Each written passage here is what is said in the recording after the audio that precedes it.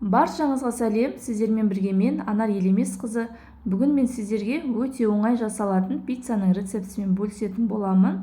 Алдымен менің видеомды соңына дейін толық қарап, кейін тіркеліп, лайк басып, сұрағыңыз болса комментарий бөліміне жазып кетуді ұмытпаңыздар.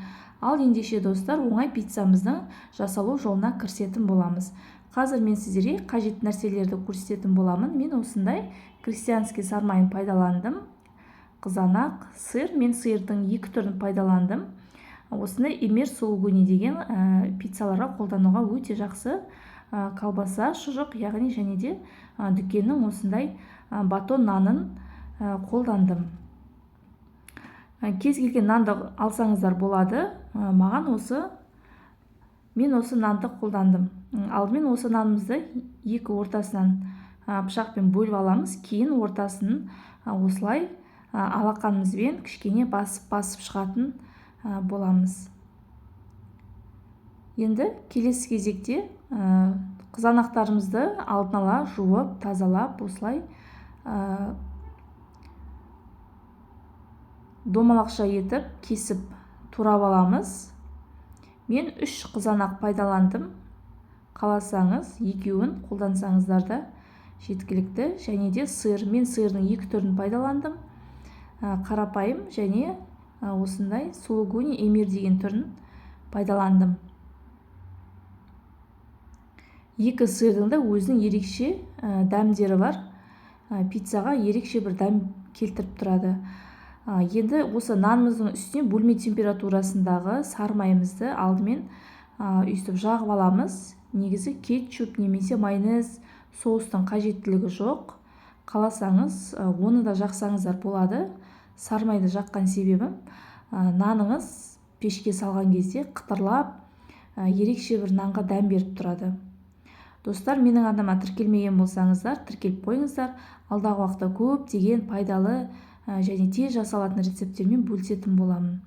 Ал енді келесі кезекте видеода көріп отырғандарыңыздай шұжықтарымызды барлығын рет-ретімен салатын боламын.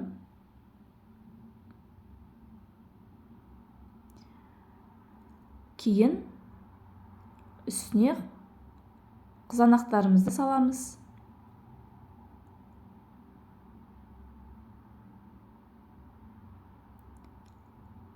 Ең соңында осылай екі сырымызды араластырып, үстіне сеуіп жібердім. Негізі сыр көп болса, неғұрлым көп болған сайын пиццамызда дәмдірек болады. Енді қызып тұрған 180 градус пеште шамамен 20-25 минутта пісіріп аласыңыздар. Мұқият болыңыздар, пештің үсті асты бірдей қызу керек, үсті немесе асты жанбай қалып, беті күйіп кетпесін, әсіресе сырына қатты мән беріңіздер. Менің пиццам шамамен 20-25 минутта осылайша пісіп шықты. Қараңыздар, сыры толықтай піскен, еріген, өте дәмді болып шықты. Балаларыңызға, отбасыңызға асығыс кезде жасап берсеңіздер болады. Өте дәмді болып шығады. Менің отбасыма, әсіресе балаларыма ұнады. Қазір кесіп көрсетемін.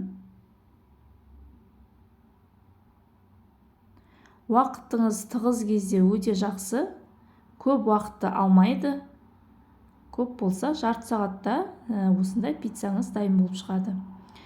Достар, менің арнама тіркеліп кетуді ұмытпаңыздар. Сіздермен бірге болған мен, Анар Елемесқызы, міндетті түрде жасап көріңіздер. Сұрақтарыңыз болса, төменге комментарий бөліміне жазып кетсеңіздер, менен сіздерге кері байланыс болады. Ас болсын, жақсы күнде кездескенше.